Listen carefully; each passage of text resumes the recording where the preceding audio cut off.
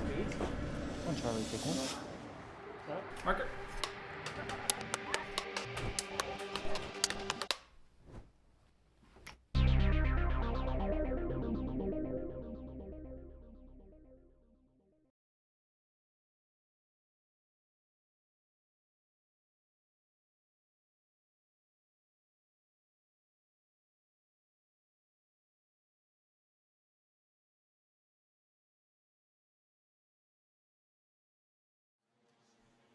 All right, how's everybody doing today? Yeah. Well, it is great to have everybody here. I'm really excited. This is an amazing event. So on behalf of the board members, the volunteers, and everybody here, I wanted to thank you guys for coming to the 10th anniversary of AFMX. Thank you guys so much.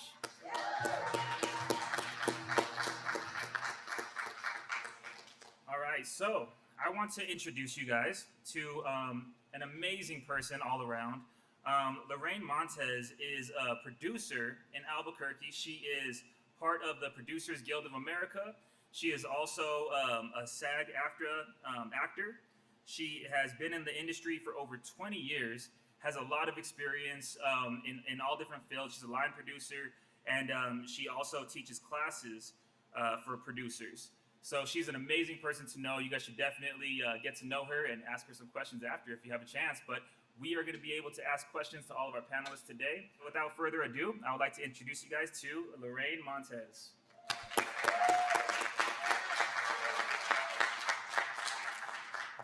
Hey, thank you guys. Thank you guys so much.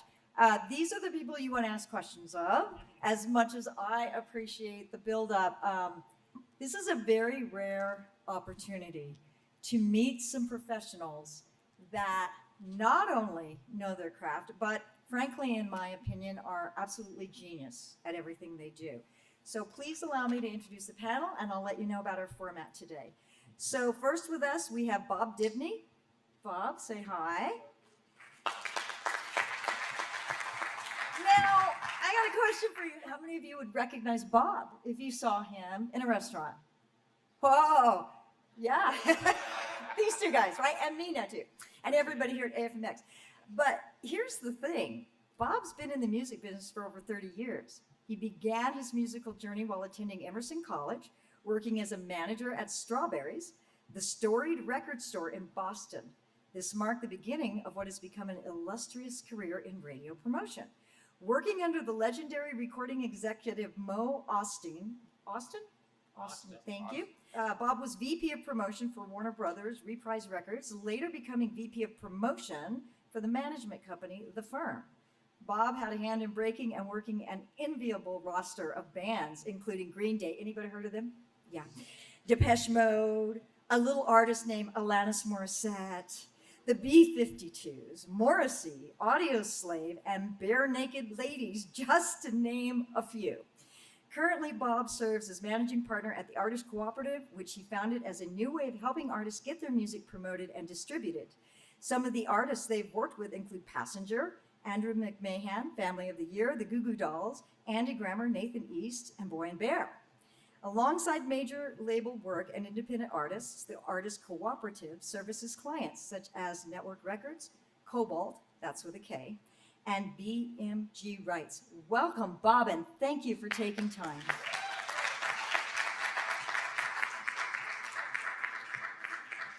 All right, next we have Chris Gero. Chris! That is not Chris Gero. Will the real Chris Gero please stand up? Chris is in the middle. Chris is a 12-time Emmy Award winner and Grammy Award nominated record producer, well known for his visionary style in the music industry, an accomplished composer and director of The Sound of Us, who called it last night. Spread the word, people. It's amazing. Chris, a secondary documentary feature film. Chris previously directed the 2014 award-winning feature-length documentary Nathan East, for the record. Prior to his documentary directorial debut, Chris produced and directed Elton John's full-length concert film, The $1 Million Piano, which screened worldwide. Yes. Well done. I love Elton John. As founder of Yamaha Entertainment Group and Chief Artist Relations Executive for Yamaha Artist Relations Group, Chris oversees the management and branding of Yamaha's global roster, having signed more than 5,000 artists to date.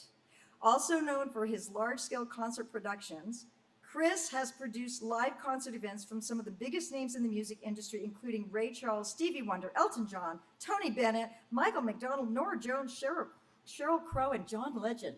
Wow. Please welcome Chris.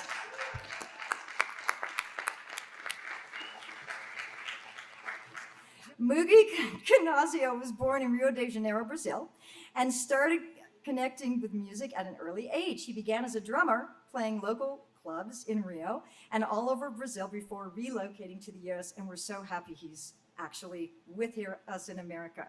Moogie's professional recording industry first job in LA was at Kindon Recorders in Burbank, California in 1980, where he started working with an assistant engineer for all of the top producers, engineers like Bruce Sweden, John Stronach, Kent Duncan, and more, and soon became a Kindon Recorder staff engineer, a position very much wanted by anyone in the LA music scene due to Kindon Recorders being the top studio in the West Coast. Well done, Moogie. Record producer and recording engineer, Moogie had the privilege to collaborate with some of the biggest names in the entertainment industry. I don't recognize any of these, no.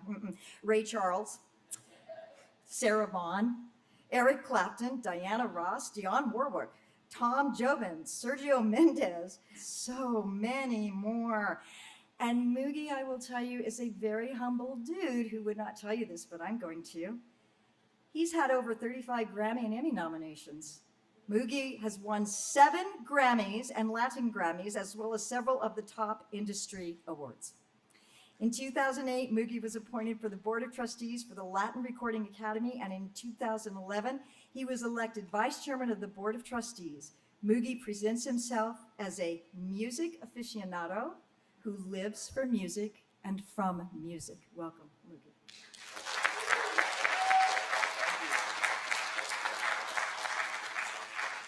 So my first question, and I'd like to start with Bob on this. Bob, what drew you to music and when in your life, and why?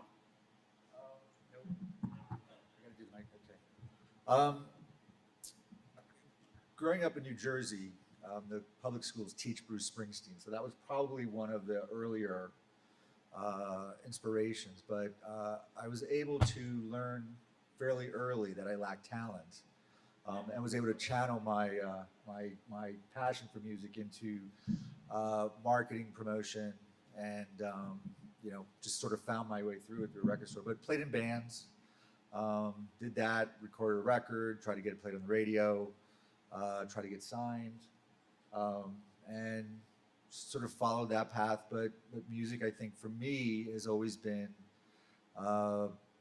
something I would move into from mood to mood, time to time, and finding a career in it was not something I knew existed until I was actually doing it. So. Okay, Moogie, I'd like you to answer the same question. Hello, hi, thank you guys for coming. My name is Moogie. This question is pretty much my whole life now. I think I was 5 years old and I was attempting to play an instrument. I did not know the strength of music that was getting to me. And recently, working on Chris' film, Sound of Us, I heard a phrase that kind of described a little bit. You don't choose music, music chooses you. And I think I was a ready recipient for this blessing of, well, my first attempt with music was, I'm a drummer. And I was the best drummer in my building. It was not a big building, but very soon I realized that my band sucked.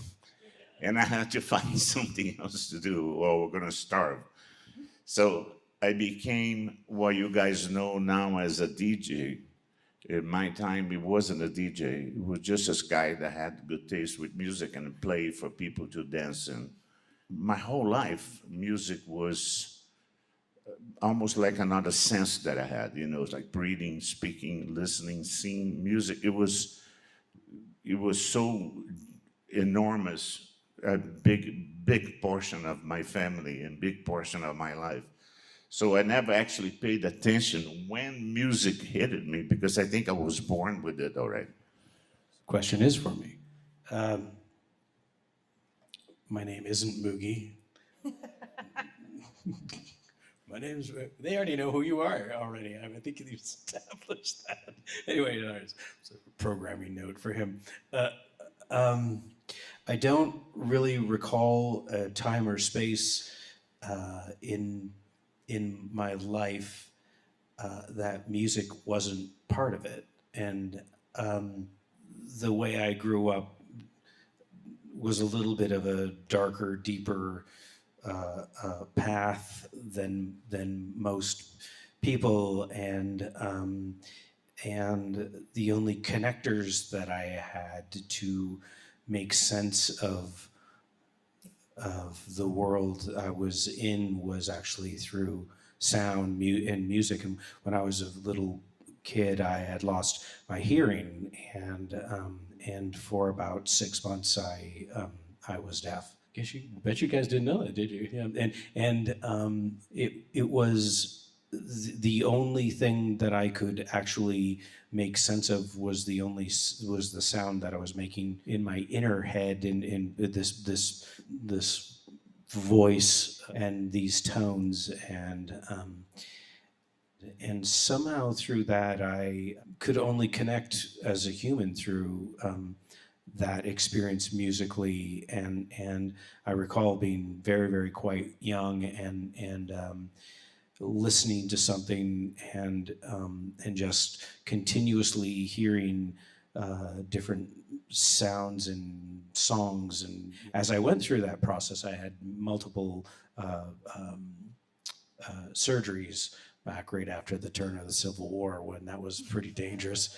And my mother would sing me to sleep before I'd go under, and the intimacy of what that meant to me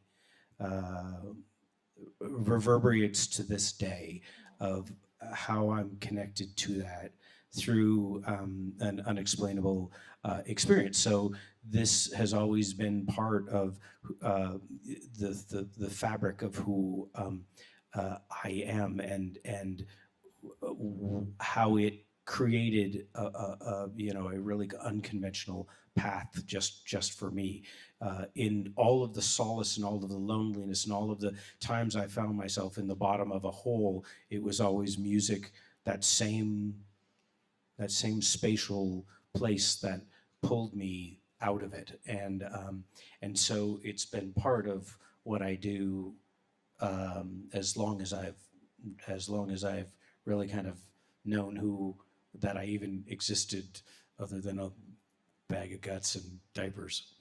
That's really beautiful. How many of you in the audience have memories of your mom or your dad or a grandmother or anybody else singing you to sleep, or when you got hurt? It truly is the power of music, right? And it really is a great connector. So I'd like to start real fast on this with Moogie. You're a musician in addition to everything else you do. What was the first instrument you picked up? Well, my first instrument was a whole bunch of cardboard box, and one lamp that my mom had, and a pot and a pan cover. So I was playing that when I think it was like 6 years old, and destroying all the lamps in the house. Then they said, "Well, it's getting too expensive. Let's get him a drum kit." But I think they regretted really quick because it's very noisy. That But is awesome. yeah, so there were drums was my instrument of choice. Yeah. And you were just, I mean, when you're that young, Yes. you don't even really know, right? You just know that whatever this thing is that you're drawn to, this thing called music, it's something that is bringing you joy, and it's just a part of you. Oh yeah, yeah. And I think drums is a very primal instrument. You know, even if you don't have any academic instruction about music, you go anywhere and you're tapping a foot already. You're playing something right there. That's a sign that you have the impulse is getting to you. Yeah. So when I also play guitar a little bit, but it was even worse guitar player than I was a drummer. And then I said, well, let me upgrade. Let me go back to my bad drumming, you know. But it was very early. I remember very early. And I also remember, because one thing that I always did, because I work with music and for music, I do have a daily routine of listening to music in a critical way, you know, just whatever kind of music. It doesn't really matter. And my father went on a trip and he brought me as a gift a transistor radio. It was the best thing because I can put under my pillow and listen to radio broadcast without being punished because it was too late. I had to go to sleep. So I just had my hand there and then. So music was coming to me all the time. And I am really receptive because, you know, Sure. remember? Yeah. The primals. So don't ever neglect your footsteps because that's where the whole thing starts. Yeah. That's awesome. Thank you. Chris, you also play instruments, yes? What was your first? Badly. Casually. But what's the first one you were drawn to? Piano. It's always been piano. I would love to say there was a piano in the house, but there wasn't. I can't really explain why. My grandmother had a little electric organ. My sister now owns it. I used to think it was, you know, as long as the stage, and it's in reality about this big. And I used to, whenever I'd go and visit her, I would play it, but I had two older brothers who both played guitar and were much older than me, but however, I was never really attracted to that, although I learned how to play that very early on. It was always kind of piano. So I stayed pretty, I think I stayed pretty consistent, you know, in that, and I knew that was the instrument that I wanted to play, and then subsequently that's what I learned, you know, how to play when but it wasn't well into my teens that it really, that kind of got underway in in any kind of listenable, fashion, I think, yeah. Awesome. Thank you.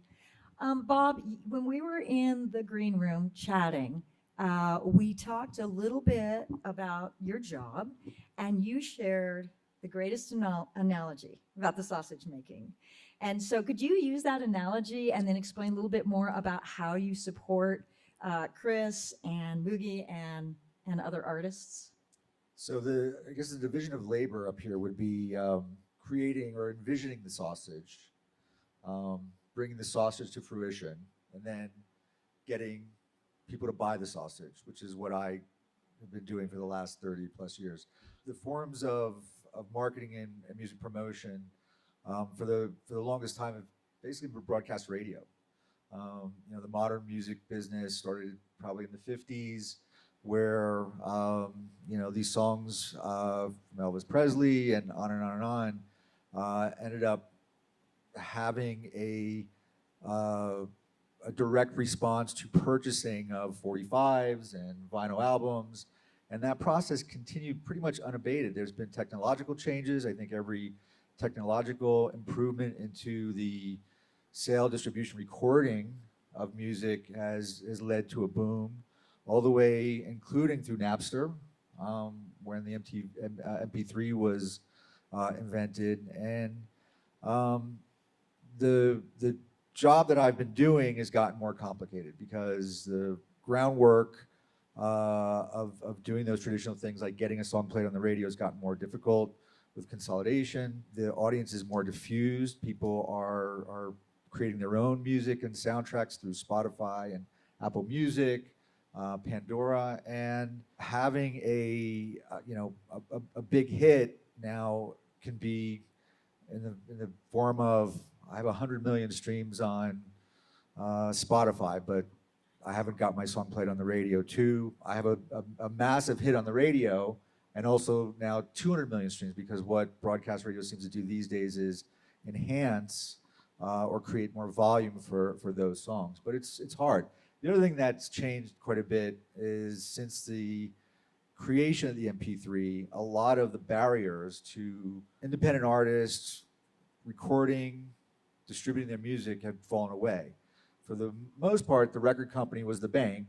They provided the money to go into the studio to hire Chris or Moogie to produce a record. Now with, GarageBand being able to make a record on your computer, TuneCore, CD Baby being able to distribute your music individually, YouTube, you no longer have to have someone market your music to MTV, you can do it yourself. It's created a massive boom where I think in 2000 there was about 36,000 albums released, at least in the US. That's 60,000 records being released every week digitally. Almost everything has fallen away from artists being able to create, distribute, promote their music, but there's still a certain amount of fog out there in terms of how do I get to that next level? How do I get radio? How do I do those other things? And I think that's probably the hardest part most independent artists have to deal with. And the majors have consolidated into 3 companies. So they have so much content that it's hard for them to break artists or break new artists. So that's become more and more difficult. But at the end of the day, the projects that I've worked with Chris, specifically with Nathan East, finding a way to, either through publicity, through sheer marketing, making sure that whatever stores can carry the record, to getting it played on the radio, on Sirius XM, and hoping that you rise to the top of the charts. And in the case of Nathan, we had, I think, 2 or 3 #1 songs over the course of those records. So it's crucial. You must start your marketing for your film when you start your film. It sounds to me, I am not in this portion of the industry, they are amazing experts, but it sure sounds to me, Bob, like you really have to start working on that marketing in kind of the same way when you get somebody signed? In the world I'm in right now, so I'm working with a lot more independent artists, management companies. A lot of the major labels have stopped doing the artist development work that I did when I was at Warner Brothers over the course of many records. People talk about, if U2 had to wait to get to Joshua Tree, they would never have gotten there because the turnover is so quick. The measurement of what a successful record is so immediate.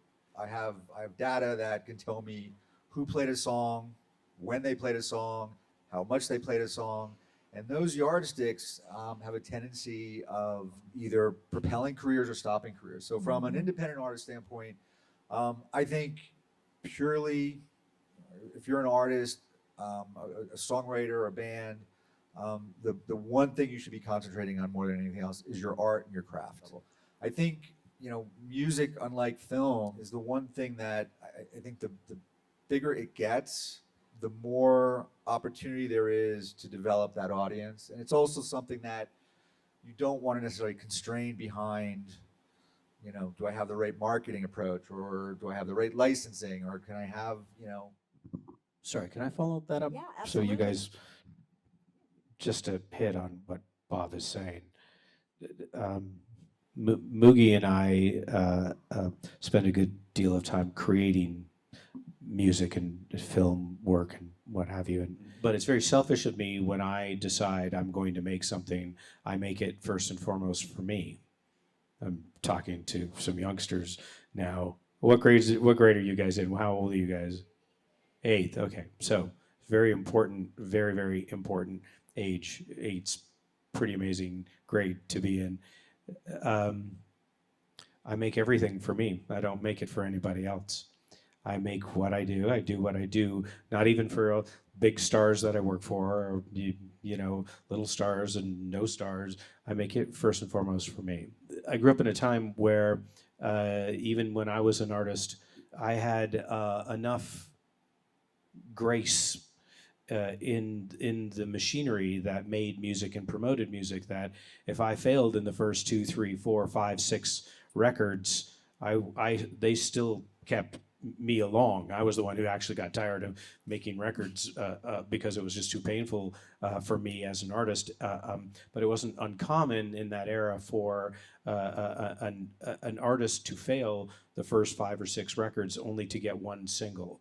In this day and age, that just, as Bob referred to the making of the sausage, well, yeah. So we're just a part of that machinery that makes the same thing. We do it for the very same reasons. It just depends on what we're working on. But for example, with an artist, it starts with an artist wanting to make a record. They go and present 30 songs or something like that to somebody like me or Moogie. We whittle it down to the best that we think, and then we go off and make the best that we think to make. And without somebody like him who does all of the hard work of getting you to listen to it, to getting radio stations to listen to it, to getting XM to play it, what have you, to get people to believe in it. And it's now kind of a magic trick, because all of the formulas that used to be something that was very, very predictable in getting you to listen to it doesn't exist anymore. But still, we still have to figure out how to get you to listen to the next Shawn Mendes record or Olivia Rodrigo or what. There's still this part of it, and there's still that part of it. It's just it's all constantly changing. But first and foremost, all of us who do what we do, it doesn't matter what the discipline is. We do it because we do it for ourselves. Mm-hmm. Doesn't matter what we do in the part of the machinery. We do it because we love what we do and the effect that it has. And I have a seventh grader as my oldest child, and then I have a bunch of little Rugrats, three others, and they all sit in the car and they all sing at the top of their lungs. And I don't know any of the songs, and I kind of figure them out as we go. And the craft has changed, and the discipline has changed, and the ability now to be heard and the ability to create music has become so much easier, yet the ability to rise above the noise has become so much harder. So what Bob is saying and what I'm saying and what Moogie I'm sure is going to say is that the beauty of what we do, the beauty of what, I don't care what you think. I would love for you to love what I love, but at the end of the day, I don't care. I'm in it for myself. It's very selfish, and I welcome you guys to own that for yourselves, be powerful for yourselves, believe in yourselves, make what you make for you, because it's not about money. It's not about fame. I know, and when I was a kid, I was like, oh, I'm going to be rich and famous, and I'm going to have all kinds of girlfriends and cars and all that. And, and it's just simply not about that. It's an idea of what you think it's about until you really start living in it and you realize how much of that is just part of the same machinery that creates this illusion. That's beautiful. Do it for yourself. Thank you, Chris. Make your own art, right? Absolutely. Gorgeous. Okay, I have one more quick question for Moogie, and then we're going to open it up to the audience. So think about your questions. All right, Moogie. Chris had said earlier in the green room, and he said at the Sound of Us, we all have day jobs. We all have jobs that we also have to produce things by deadline. For those portions of your work, how do you keep that creativity new and alive and still address whatever corporate needs there might be? Well, the one thing that I learned very early too is that who am I to make any judgment of the project and the content, the art from which I'm collaborating with. So the first thing that I have to do to keep the steam is to find something that I will love about the project that I'm dealing with, regardless what it is. It could be just the music, the lyrics, the rhythm, something that will draw me into the project. That is the first and most important thing. And the other thing that is very important too, it has a lot to do with what Chris is saying, that we do what we do because of us. I want to please myself when the mix is done. I want to listen to it. I say, yeah, great job. I think I'm happy. Which very rarely happens, Very rarely you're very happy with what you're doing. You have to abandon to get to a point to say, listen, from this point on, it's going to be downhill, so I might as well leave it, whatever. But one thing that is very, very important, and people ask me this all the time, you can never neglect your audience under any circumstance. If you're dealing with a project and you're not satisfied with a certain aspect, believe me, a lot more people are not going to be satisfied with that as well. don't think you can fool anyone, because you can't. Now, if you have a misjudgment about a certain thing, or you find the wrong casting to do, that is part of the business. You know, nobody has a crystal ball. But the moment that you detect something that is not of your like, keep in mind that a whole bunch of people are going to detect that too. So you cannot let it go. You have to spend more hours in the studio and eat horrible dinners for a couple weeks until you get in a point that is reasonable. So that's very important. That's, you know. That's beautiful. Thank you so much. This is a question for Bob. I'm sure you get independent filmmakers coming to you trying to license some of your musicians' music.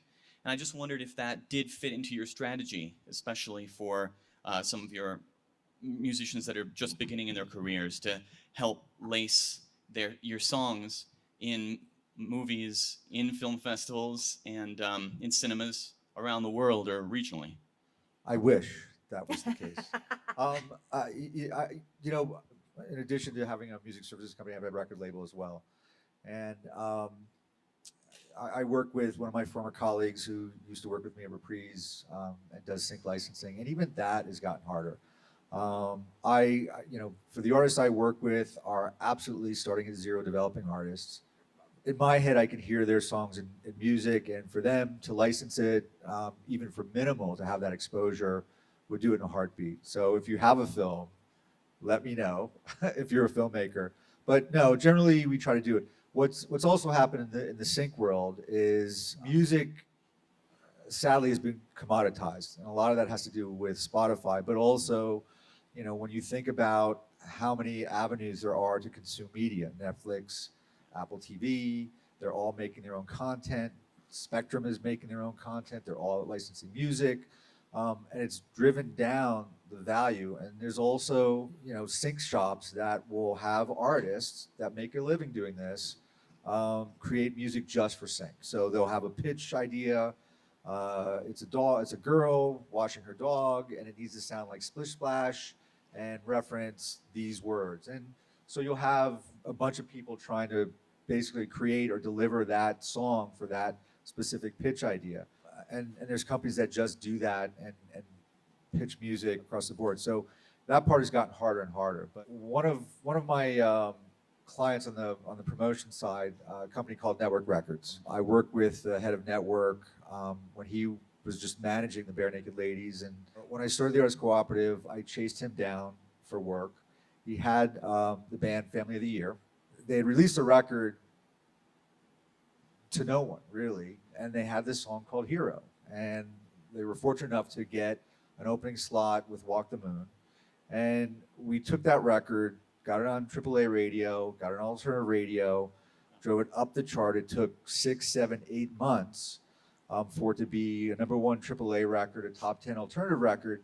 But what happened is they were filming the last year of the film Boyhood in Austin. So that was on 2 radio stations in that market. And so it ended up in the dailies. And then it ended up licensing for the soundtrack. It ended up in the commercial for the movie. When the movie was nominated for an Academy Award, it was in those commercials as well. So, you know, that's one instance of taking a song, pushing it into the culture through traditional media, having it heard by a music supervisor or someone on the film side that suggested, oh, this would fit really well with that scene. And I think from that movie, it's a scene where he goes off to college. So it plays prominently through that part of the film. And, you know, it basically elevated that artist, the family or the band, Family of the Year, to another level and gave them an opportunity. I also had the pleasure, a great gift of working with Chris Isaak, who this was his 3rd record for Warner's. It was probably his last record for Warner's. And it ended up in a David Lynch film, Wild at Heart. A station in Atlanta started playing it, and it snowballed. And Chris has had a lot of songs on the radio, but never a hit as big as Wicked Game, and basically given him a career. So that combination of music and film is so integral in this industry, but it's so much harder to accomplish now. And also because, as Chris was saying, there's so much music, and it's just hard to get above the noise. But it's not so much of a strategy, it's more just happenstance? I've been in saturations. situations, yeah, where I think this was a conversation we were having with Nathan's record of trying to find, an art house film that would license or put that music in as the soundtrack for that film. And as far as I can tell, that sort of meeting doesn't exist of creators, of film creators looking for music content where those two dovetail. I wish there was more of a platform for it, but I think there's definitely a need, and it definitely could make a huge difference. How and maybe it would be you, Chris, or maybe you, Bob. I mean, how do I involve myself more with more artists or with the film producers? How can I get myself to show them that I can be a part of painting the palette behind the picture, not just a song? For what I do, I don't really work with scores, but I know, I worked for a management company for a while, and we would sign artists who would do scores. So between the agent and the management companies, and there's managers who just do music or just rep artists to do scores, and it can be very profitable. I mean, the Saw films don't use any licensed music; they're all scores, and those scores end up being reused in other films. So once you're doing it, there's a long runway of opportunity there. But I would start with a manager that specializes in just repping people that do scores. But there's a lot of them out there. And again, there's so much film content, and scoring a film or I guess paying someone to score a film is probably more economical than licensing a Rolling Stones song if you wanted that kind of thing. So I would definitely seek out a management company that does that specifically. Yeah, and I'd just like to add to that. You're here. You're in Albuquerque. You're in New Mexico. Born and raised in Las Cruces. Went up the coast for 30 years. Came back down. This is an exceptionally supportive film community. It's an exceptionally supportive film state. So get out and network. Because I'm like, dang, he does scores. I'm a film producer. I need to know that guy. That's how it works, right, Chris? Yeah, and let me, to Bob's point, we live in an era now in which everybody's a composer and everybody's a songwriter and everybody's an artist and everybody's a filmmaker. There are so many avenues in which to chase your passion, and it's not, as you said, your vehicle's been predominantly audiobooks, correct? If I heard that. There are so many avenues to chase down. There are local production entities that make the local, arts-heavy entities like PBS and regional entities that support PBS programming do a lot of original scoring. A lot of those houses that produce regional around New Mexico cultural and arts level informational type of material, type of content are constantly looking for scores to be done, as well as and then that lead to national. Obviously gaming is a gigantic industry all by itself. I live in Nashville, Tennessee. Oftentimes I can't book the symphony because they're locked up for a month performing for a gaming company in Texas. And it's quite common and it's quite lucrative and it's a gigantic business. But there's multiple, I would suggest starting right inside your own neighborhood is a lot of these production entities that are constantly out producing, even at the local and regional level, that will help you kind of get a door into getting that music in a much more I think dynamic area than just where you are. How much in today's music world does the creativity and the original music you're working on, what's the weight between the creativity and the way that the song is engineered in order to really pull it up? Well, I think they walk side to side because as we move in, with new technologies, you were able to do things you were not able to do before. Doesn't necessarily that means that's going to be better. It's just that you have different resources now. Like before, you will require for the artist a great deal of preparation to walk in the studio and with the whole band being ready. He had to have his throat in condition. The whole band have been, now, because of technology, if the take doesn't go well, you can stop and you can cut just his part and you can, fix it a little bit. Yeah. So both have to work hand to hand. The only problem, and there's a lot of times technology intoxicates because you think that you have the technology that you can bring peace to the world. It's not like that, unfortunately, because we're still humans and we're still very sensitive to the organic aspect of music, because it's back to the first music that we heard is the heartbeat in the womb. That's the first music. It has a lot of emotion and a lot of content there.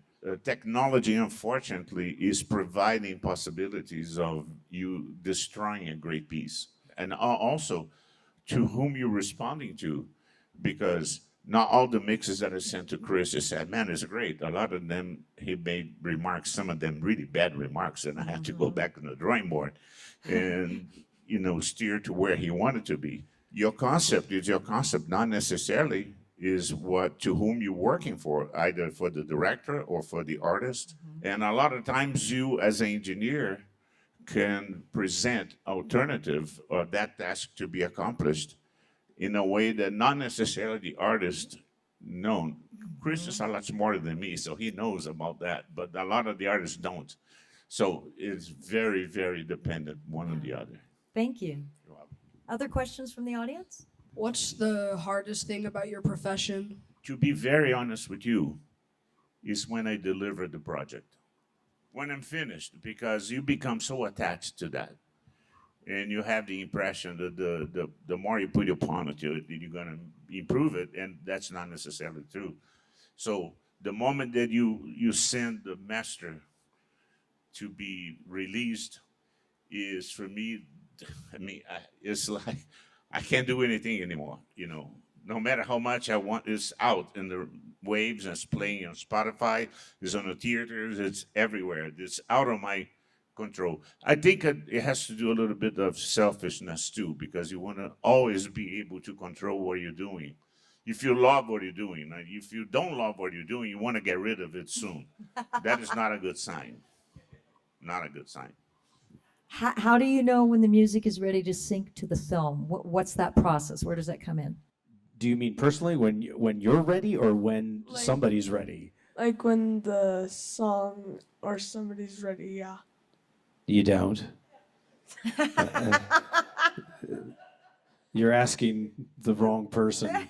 The answer is never. I direct films, and I also compose the score for every film that I direct. That sounds quite complicated, and it is quite complicated because I have to write the music first, and then I will go and shoot a scene, and then I will sit with people who edit the film, and then I will say to them, I'll be right back, and I will disappear for a week or two. And in the meantime, they're all sitting on the payroll, doing nothing, or wondering what happened to me, or if I got kidnapped, or what have you. And I'm at home writing, or rewriting, or stuck, or at McDonald's, or at Chuck E. Cheese, true story, crying in the backseat of my car, true story. So the point is that, when you make a song, or you make something musically that you are in love with, or somebody that is in love with, or let's say Moogie made a piece of music and he's madly in love with it and he gives it to me, he made the mistake of giving it to me because then my hands are on it, and I make a lot of people very angry by not really seeing it the same way as an artist will see it, because I have a different level of expectation to where it should go. So the answer is that at some point you have to be okay to give it away. And the truth is, you just never, as creatives are very selfish people, and I've been told, I don't know this, I'll have to look around to see who's in the room, but I've been told also they think a lot of themselves and are very difficult to deal with. I don't know that firsthand, but I've been told that. So be careful as you get older, you might run into somebody like that. However, what happens is you have to come to terms with yourself that it's okay to let this out into the world. and 99% of the time you're dead wrong. So I hope that answered that. Oh, that's awesome. Quick question for me before we go back to the audience. Bob, with the resurgence of things like songs from the 80s, for instance, Stranger Things, Kate Bush. Who knows Kate Bush now, running up that hill? What if it happens to be an artist that your company is representing? Do you have to scramble then in order to take advantage of that from a marketing point of view? I've personally been involved on projects. That Chris Isaac was one of them, where you struggle at radio. They don't get it. Chris, why? This guy sounds like Elvis, and it's a moody song, and but that the film sort of elevates it, and then you have the opportunity to run with it and really exploit it. So I've had a few situations like that. I think in the case of Kate Bush, I was working at Strawberries in Boston, and that was a frame where the head of Strawberries had this great idea to extort the labels for a lot of money or free goods to play their song or their albums exclusively for a month. And that album, the first time around, was one of those things. So I have a memory of that album coming out 35 years ago, 36 years ago. I'm sorry. Working at Strawberries, thinking, where's my band going and how am I going to get out of this job? And to, being, resurrected through a whole 4 generations later to that and becoming a huge hit all over again. And when it happens, it's great. And there's certain films that sort of bring that out, where you just sort of match, an artist or, a song that may have been come and gone, and it gets a placement that gives it a whole new life. How important is a radio promoter to get your stuff to the people that need to, do you have to buy this? Do you have to pay a promoter and go from there? Just curious. Thank you. So there's the record companies have promotion departments in house, and it used to be the most important job within, or at least self-aggrandizingly the most important job. Now it's streaming, but there are still outlets. SiriusXM has 2 jazz channels, both played Nathan East, and there's opportunities to sort of have a wider audience. But for a jazz record, there's a lot of jazz shows around the country, smooth jazz, pure jazz, and they become destinations. So you can hire someone to help promote that, where they'll help distribute it, they'll get it out to all the radio stations, they'll follow up with calls, they'll say, have you listened to your record? Can you listen to it? Can you add it? Can you put it in your playlist? And through that process, you'll generate opportunities along the way that could be, tent poles, or the opportunity to sort of build on that with touring. And that's really a lot of what radio is. Radio is, to a lot of degree, a loss leader to sell the ticket, sell the merch, get it into the culture big enough so that it ends up in a movie or TV or film. So all those things are important. How did COVID affect each of your careers, and how did you keep creating through it? A lot of the clients we work with are independent artists, independent labels, management companies. And for a lot of my friends in management, agents, a lot of those folks were furloughed or downsized or let go. Artists couldn't tour. They're not going to spend, the thousands of dollars on a promotion campaign if their band can't be on the road, and you can't be on the road if there are no venues. So it was devastating. I think also, for broadcast radio, they used as an opportunity to consolidate more and let go more people or furlough. A lot of programming became less local. For example, there used to be a program director I worked with here in Albuquerque who programmed The Edge. I don't know if they're still The Edge, but iHeart, I think, is one of the sponsors for this. That's no longer programmed locally. That's programmed from a national level, which means it's one less market that I have to go to get a record started. So it was hard. We almost didn't recover, and it still isn't back to where it was before. And I think, as someone that consumes movies, who likes to go to movie theaters, it doesn't feel like that's come back yet either. So for me, I watched my friends, many thousands of people that I knew and know around the world lost their livelihoods, lost their ability to have that one-on-one communication with you, with the audience, and that is what we do. Actually, that's where the real feel happens as a musician, is this conversation that happens between what I do and how you receive it and how you translate that back to me by the simplicity of whether you tap your foot or dance or sing, or it is an unspoken communication. And it was very difficult for me to watch this ability for us to create this unspoken communication breakdown, and much of a part of the reason as to why I made the film The Sound of Us was driven by our inability to communicate properly anymore, and how music kind of connects us all. And so I watched massively big stars just stop and, you know, cuddle up in their mansions and pontificate, you know, in TikTok, and I would say it to any one of their faces. I have zero empathy for that, and have no tolerance for great many of them who abandon the people that support them every single day of their lives and who made them what they are, and had the ability to, you know, just conveniently speak the woes of the world, of their opinions as celebrities, when, you know, when they are no longer paying the salaries of the people who actually do the work. And it was people like my friend Bob, who, sorry for saying, but who struggled hard through doing what this created for us, and us not knowing what to do and how to help. And for me, I watched the product side of the company I work for come to go into overdrive. So if you can imagine, I work for Yamaha. That's the company that I work for. I run the record and film group for them. I'm also obviously a producer and a director.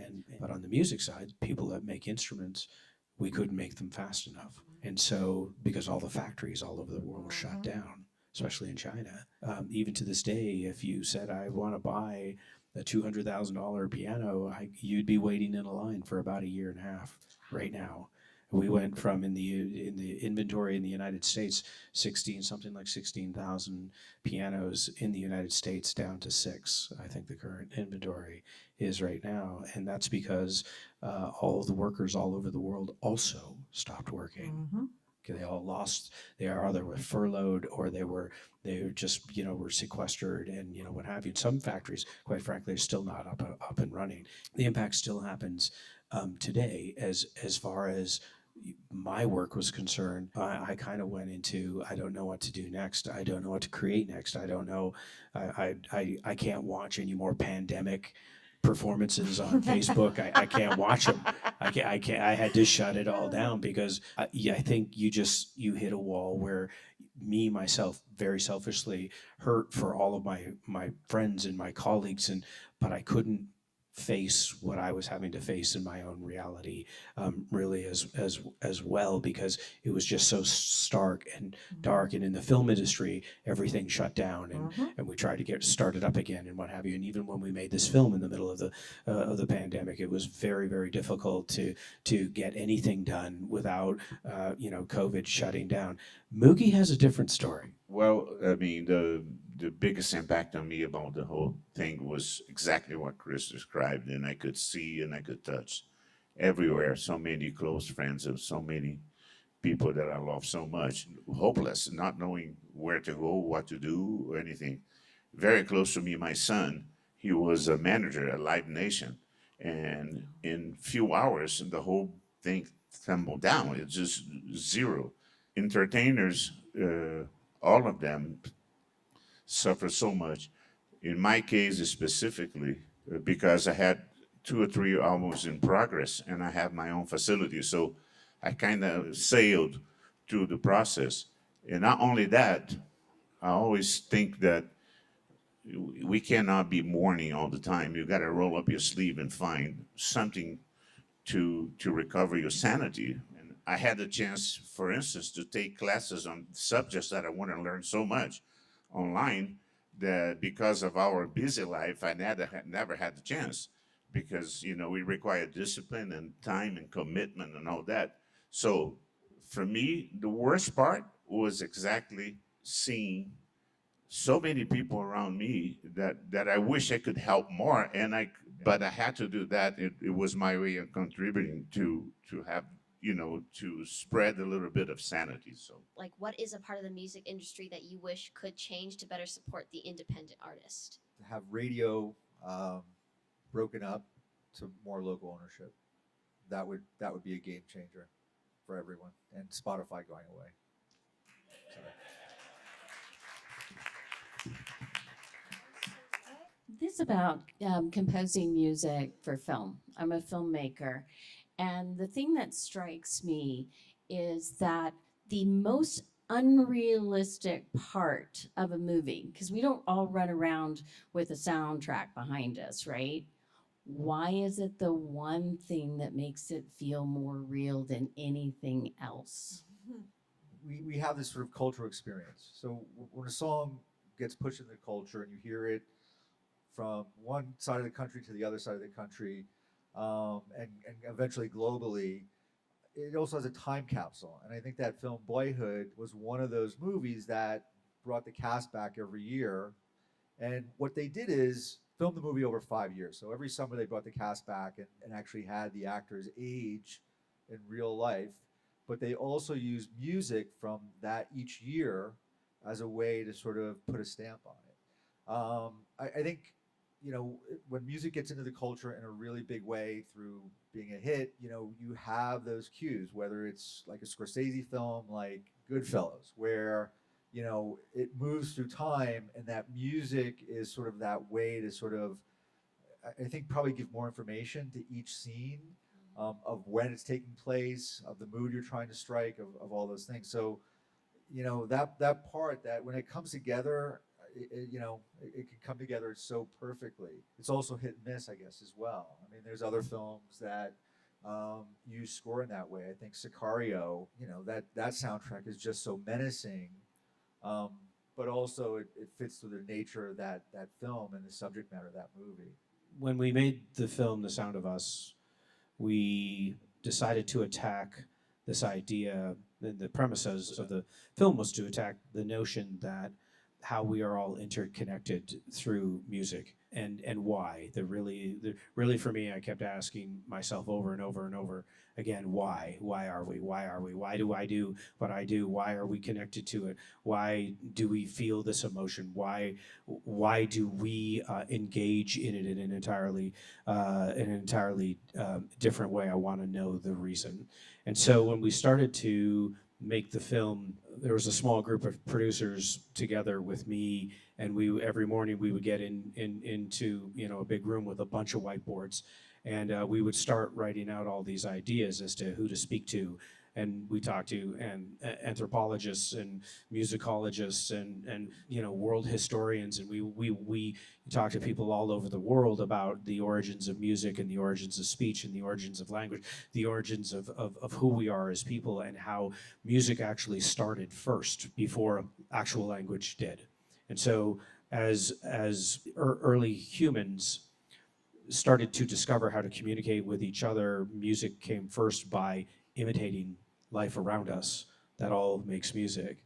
And we quickly kind of cover that at the very top of the film, but I realized very quickly that it was not necessary to really create this planet Earth environment you know, around this idea, because what we do know is what I know when I look, and this is a very, very simple explanation. When I look at a piece of film, and for just as an example, you see a father and a daughter meet at the end of an aisle, and he's walking her down the aisle, and there's a moment of reveal where they see each other, and there's this emotional connection, and they're walking down the aisle, and the father's like, I don't know why I'm getting emotional. You know, I'll be 80 when my kids do this, but there is this energy that is created both visually and viscerally that the bride sees the groom, and there's this connection, and it is nothing. All you hear is footsteps and and hey, there she goes, and blah blah blah. Nothing until you add the largest and most connected, visceral thing we share together. Music is the three-dimensional component of what we are as humans, and when you connect that optically to what you're hearing in your head, you have no choice but to go where you go. And so that's why it is a very, very primal genetic thing that we all carry inside of us. I'd like to introduce the executive director of AFMX, Ivan Wiener. He's going to fire me after this. Big round of applause for, what is your name again? Lorraine. And thank our panelists. I wanted to take the time to thank everybody for being here. Those that could not make it missed out on some really amazing information with three of the top people in this industry. And each year we like to honor people. We've been virtual the past few years, so we presented several awards online, but we haven't presented the Music Award in a few years, since 2019. And this year's recipient of the Music Award is none other than Mr. Moogie Canazio.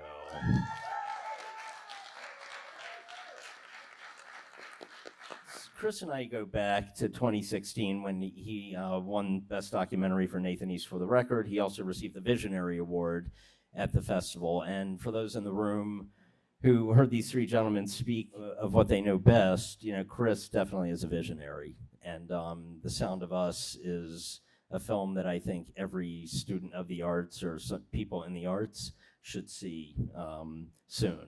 When Chris and I were talking about The Sound of Us playing at the festival this year in person at Rhodey Theater last night, we had a similar discussion about and who should we invite to speak. And he said to me right away, Bob Divney, he'd be an excellent choice for his experience and knowledge in PR and marketing. And Bob, thanks so much for being here. It's been a true delight having you here. One of the nicest people I've ever met in the industry. Yep.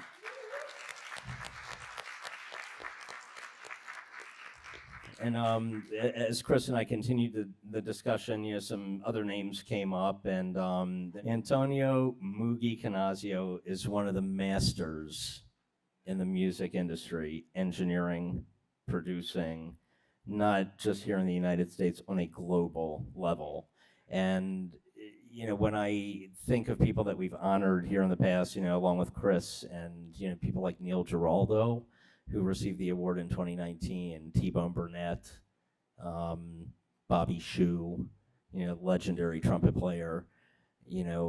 I think of Robert Redford, and to add Moogie's name to this list of recipients of awards at our festival is up there and equal to all of those in your respected field. And, music is such an important part of what we do. And next year we plan to blow it up pretty big with several concerts. So hopefully you guys will come back and be part of that. I take great pride celebrating 10 years of blood, sweat, and tears, our volunteers, our sponsors, the community, students from schools, coming to the events throughout the week. It's a lot of hard work, and, not just by our team, but by the talent that comes and joins us. They take valuable time out of their schedule to be here for the community. So, I want to thank all of you again for that. And I wanted to invite Chris up to say a few words because he knows Moogie, for several years now. This is very difficult. I'm just going to go off script here for a second. I can get kicked off. It doesn't matter. It won't be the first time. What Ivan and these guys do is very, very difficult and so extraordinarily important to what they bring to your community. Please give it up for Ivan Wiener and all the folks at AFMX. I still can't say it after all these years. Sorry, could have been easier. Could have called it ABC or something. But anyway, to Ivan and Kira, and thank you, Lorraine, and everybody here, and all the volunteers, and everybody that works so hard you know, to and have the presence of mind and foresight to bring, you know, people like Bob and like Moogie here to share what they do for a living and their life experiences and their work and their craft and their passion, especially their passion to you, to share that with you is extraordinary. So thank you, Ivan. Thank you very much for having us. Moogie and I met in I'd love to say we've known each other for forever, but it feels like forever. Anyway, it sounds wrong, but I was asked to bring Moogie onto a project that I was working on, and quite honestly, I'm as I was saying a little earlier, I know people who are stubborn and self-centered and difficult to deal with and crabby and 100% creative and only live in their world and occasionally in yours. Even when I say that's not true, it is true. And so when I was asked to bring Moogie online on a project that I was working on, I was very, very hesitant and very reluctant to do so. And it was the biggest regret probably of my professional career in not agreeing to that sooner. Because the minute I met him, I fell madly in love with his spirit and his passion and his commitment and his expertise and his ability to make you feel like you're the most important person in the room. It is a great honor to be able to speak and to present the music award for 2022 to Moogie. You know, I will remind you that he has been nominated for 38 Grammys. He was the vice chair of the Latin Grammys forever. He is probably one of the most predominant, most important members of the Latin community, the Latin music community around the world. He is one of the most revered engineers in the world. He started as an assistant with Michael Jackson and just about everybody that you could ever possibly imagine. When I said to Ivan, I said, in my world, he is music royalty. And he's one of the most humble, amazing individuals who drinks more espressos in a day than probably, I mean, I have to walk around with a defibrillator everywhere he goes, afraid that he's going to die on my watch. But he is a genuine giant in our industry. He now serves as a senior advisor to the Grammy board in Los Angeles, and he is a beautiful and cherished member, treasurer of the Recording Academy and the recording industry. It's hard for me to say to you, for you to ingest and to understand how important and a treasure he is in the music community, but it's more important for you to understand, and all it does is to spend 3 seconds talking with him to realize why he is who he is, and the passion that he has every moment of every day for what he does. I'm grateful to know him, and I'll let you take it away. Thank you for listening to me. Big round of applause. Thank you, thank you. And you know, without further ado, so these awards, we like to make them unique. It's not our usual glass statues that you present at film festivals. A beautiful piece of pottery from Acoma Pueblo, and amazing artistry there when it comes to pottery and painting and the like. So, Moogie, congratulations. Thanks for being here again.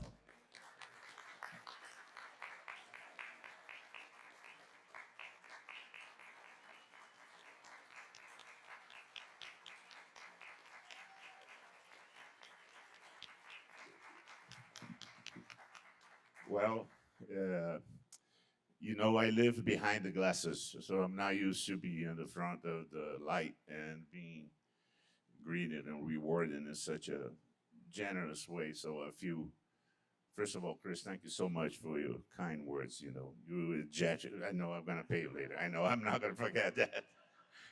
I will pay you later. And you know, this is the absolutely the biggest compensation one can have. I speak for myself, is knowing that countless hours working and listening and going back and waking up in the middle of the night and having horrible dinners at dentists. I'm sorry, no, I don't hear that. But then the recognition comes from people that you admire so much. This extraordinary director that I had the privilege to work next to him, especially in the manner in which we work, because he is the musician and he also is the director. So it could be a very dangerous combination, but it works out because he knows so much where he wants to go in that minute. The next minute might be different, but in that 1 minute, he knows exactly where he wants to go. And among so many attributes that he has what is, for me, the most important as a leader. He's very clear what the targets that he wants to reach. So being recommended by him, it gives a special taste of the award. So anyways, thank you so much. Thank you, Ivan. Thank you guys for coming here. Thank you for whoever was part of suggesting my name to this. And I hope to see you guys next year.